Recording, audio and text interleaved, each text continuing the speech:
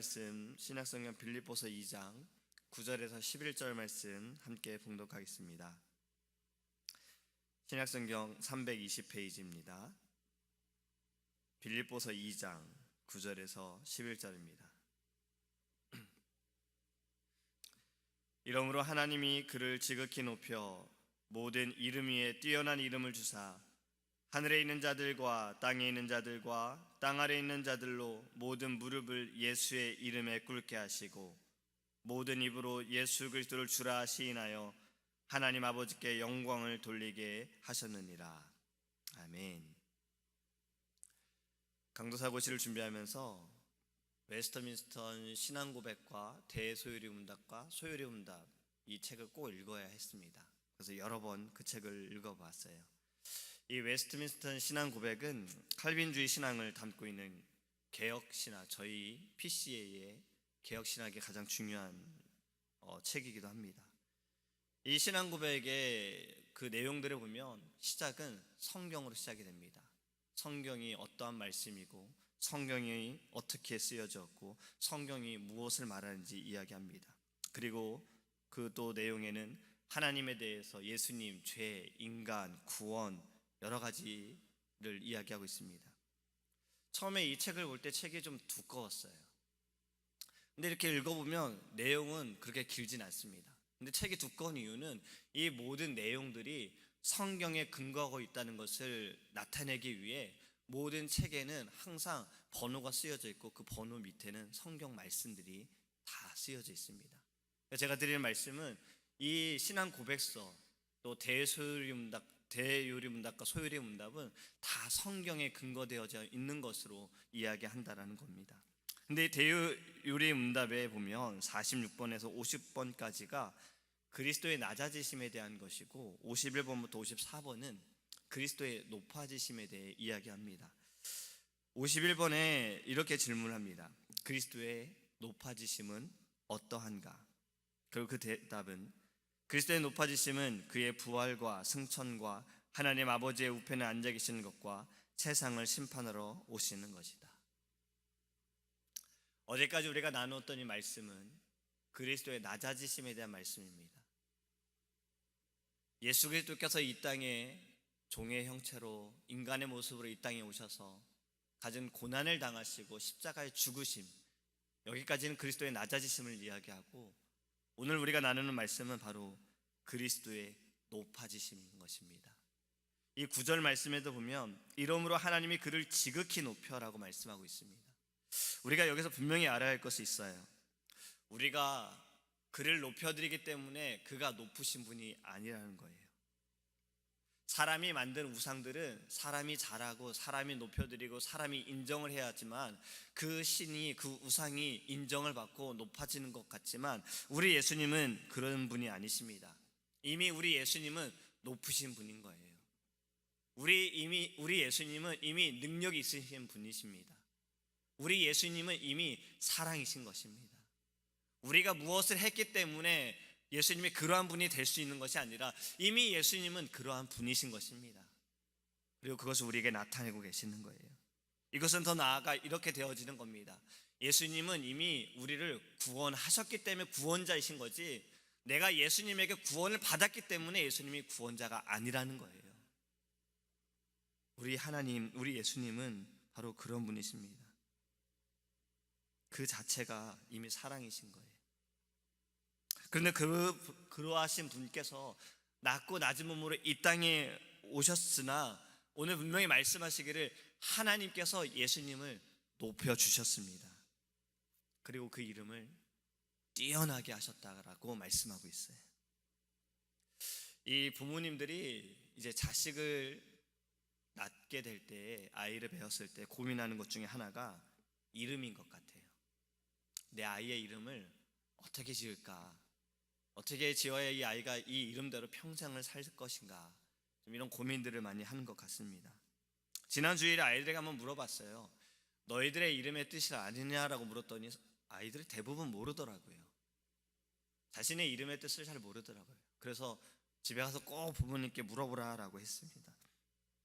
제 이름은 할아버지께서 지어주셨어요. 밭들 봉에 이룰 성. 섬겨서 주의 뜻을 이룬다라는 그런 의미가 있습니다. 혹시 아십니까? 책도 있더라고요. 이름만 되어져 있는 책이 있어요. 이름만 쫙 써 있고 그 뜻이 무엇인지 써 있는 게 있어요. 영어로도 뭐 A부터 시작해서 뭐 엔드류 뭐 해가지고 쭉 되어져 있는 게 있어요. 그걸 이렇게 사람들이 보고서 내 아이의 이름은 어떻게 지었으면 좋겠다라는 생각을 한다고 합니다. 쉬운 일은 아닐 것 같아요. 저도 이제 아이를 좀 생각해야 되잖아요. 이제 그 시기가 너무 왔어요. 뭐 행복한 고민일 수 있는데 고민을 해야 되는 거예요. 근데 우리 요셉과 마리아는 다행히도 이런 고민을 하지 않았습니다. 그럴 필요도 없었어요. 마태복음 1장에 보면 천사가 요셉에게 나타나 마리아를 데려오는 것을 두려워하지 말라고 하면서 이렇게 말합니다. 아들을 낳으리니 그 이름을 예수라 하라. 이는 그가 자기 백성을 그들의 죄에서 구원할 자이심이라. 할렐루야. 예수라는 이름, 이 뜻은 여호와는 구원이시다라는 뜻입니다. 근데 사실 이 예수라는 이름은 이 당시에는 흔한 이름이었어요. 우리나라의 철수와 영수와 같은 그런 흔한 이름이었어요. 그래서 구분하기 위해서 누구네 철수라고 하거나 어느 시대에, 저도 옛날에 우리 할머니들을 부를 때 외할머니 이 말도 있었지만 방배동 할머니, 방배동에 계시는 할머니였기 때문에 그렇게 불렀던 것 같습니다. 예수님도 마찬가지였습니다. 나사렛 예수라는 이러한 명칭이 붙었던 거지요. 그런데 이 흔한 이름의 예수님, 여호와는 구원이시다는 이 모든 이러한 이름을 가지고 있는 모든 사람들 가운데 진정한 구원자이신 그리스도는 한 분이셨다는 겁니다. 오직 예수 그리스도. 모든 이름 가운데 하나님께서 예수님을 뛰어나게 하셨다는 거예요. 하나님께서 예수님을 높이셨고 하나님께서 예수님의 이름을 많은 그 모든 이름 가운데 높이셨다는 겁니다. 또 이렇게 말씀합니다. 이 뛰어난 이름을 가진 이 앞에 모든 이가 무릎을 꿇게 하신다. 하늘에 있는 자들과 땅에 있는 자들과 땅 아래에 있는 자들로 모든 무릎을 예수의 이름에 꿇게 하시고, 이러한 이야기를 들은 기억이 있습니다. 예수님을 믿지 않다가 이후에 예수님을 믿게 되고 교회를 다니다가 이 말씀을 묵상하면서 이렇게 생각을 하셨다는 기억이 나요. 어차피 모든 이들이 무릎을 꿇을 거 차라리 지금 꿇자라고 생각했다라는 이야기를 들은 기억이 있어요. 제 기억에는 목사님께서 말씀하셨던 것 같은데, 어차피 그때가 돼서는 다 무릎을 꿇을 건데 차라리 지금 꿇자라는 거예요. 이 말에 저는 공감을 합니다. 동의합니다. 모든 이름이 다 무릎을 꿇을 거면 우린 지금 꿇기 원합니다. 주님 앞에 우린 무릎 꿇기 원합니다. 무릎 꿇고 주의 이름을 찬양하고, 무릎 꿇고 주님께 기도하고, 무릎 꿇고 하나님께 영광 돌리는 그러한 믿음의 삶으로 하나님께 나아가기 원합니다. 이러한 모습이 하나님을 기쁘게 할 줄 믿습니다. 무릎을 꿇은 이들의 다음으로 행한 것이 바로 이겁니다. 그 입으로 예수를 그리스도라, 주라 시인하는 것이에요. 그리고 이것이 하나님 아버지께 영광이 되어지는 겁니다. 예수님께서 죽으시고 사건이 일어나지요. 흑암이 덮이고 땅이 흔들리고 휘장이 찢어지는 사건이 일어납니다. 이런 사건이 일어날 때 백부장과 예수님을 지키던 자들이 이렇게 고백합니다. 두려워하며 진실로 그는 하나님의 아들이었도다.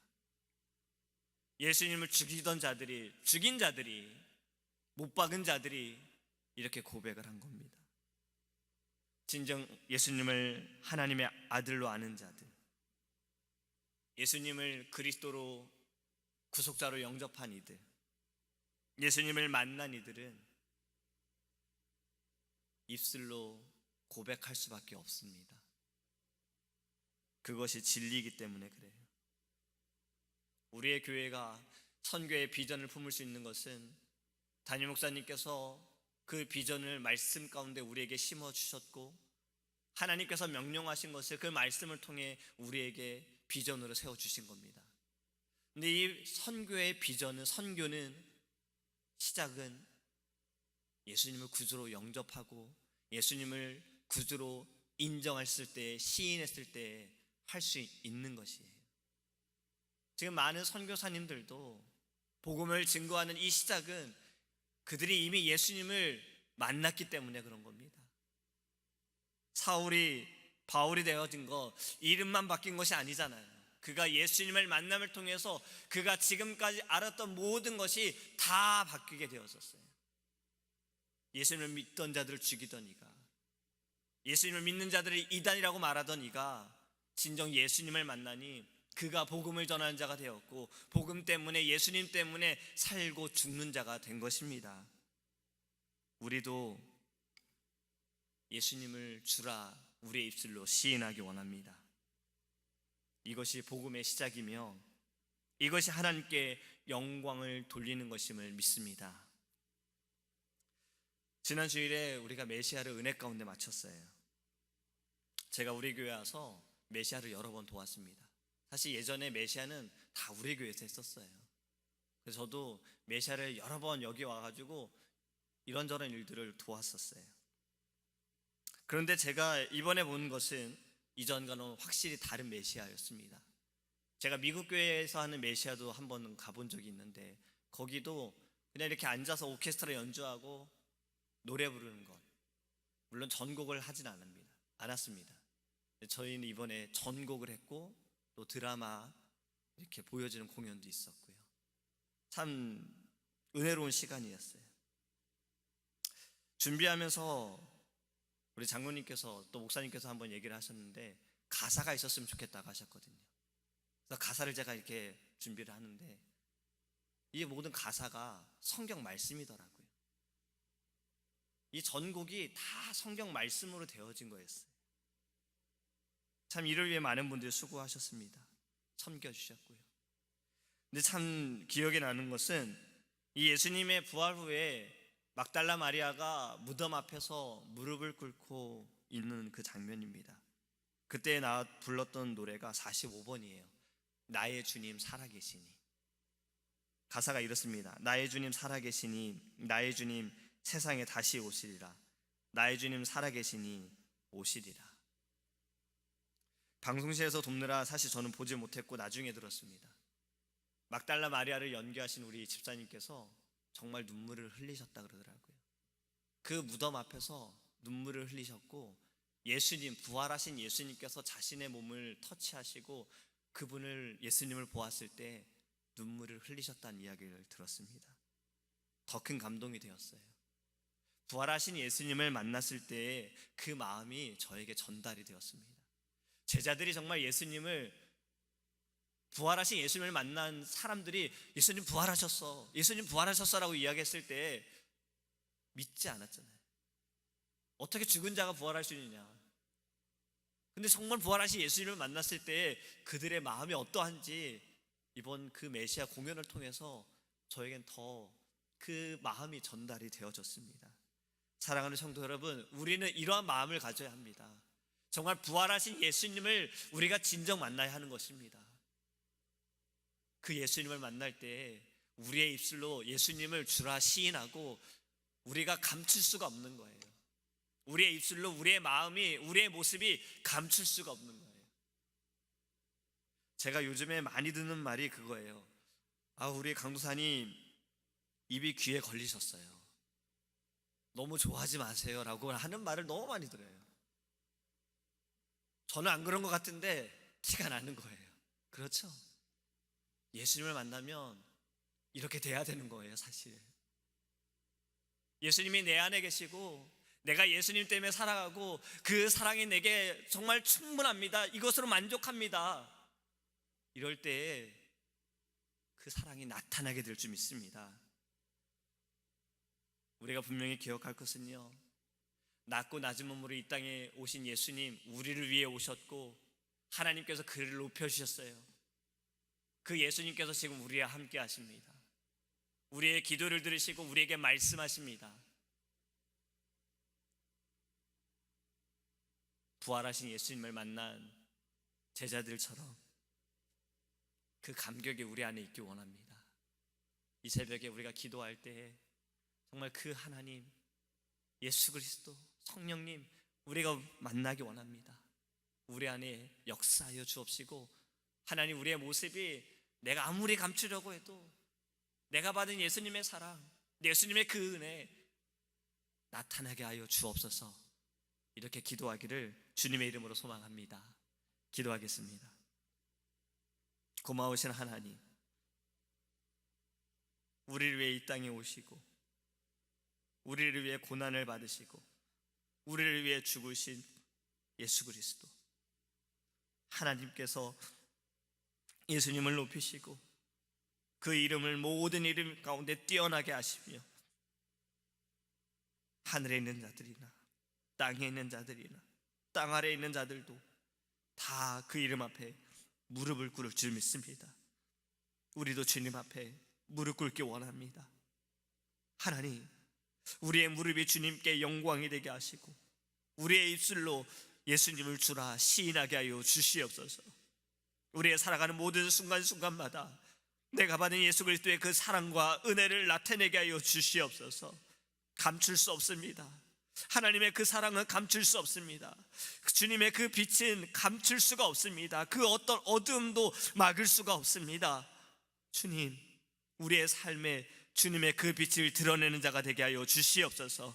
그래하기 위해 우리가 주님을 만나기 원합니다. 부활하신 예수님을 만나기 원합니다. 말씀을 통해 만나기 원합니다. 하나님, 기도할 때 주님을 만나기 원합니다. 주님, 우리 안에 임재하여 주옵소서.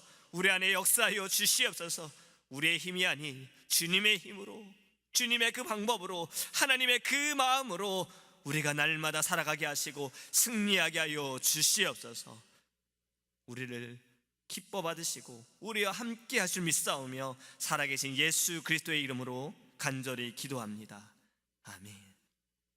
하늘에 계신 우리 아버지여, 이름이 거룩히 여김을 받으시오며 나라에 임하옵시며 뜻이 하늘에서 이룬 것 같이 땅에서도 이루어지이다. 오늘날 우리에게 일용할 양식을 주옵시고 우리가 우리에게 죄 지은 자를 사하여 준 것 같이 우리의 죄를 사하여 주옵시고 우리를 시험에 들게 하지 마옵시고 다만 악에서 구하옵소서. 대개 나라와 권세와 영광이 아버지께 영원히 있사옵나이다.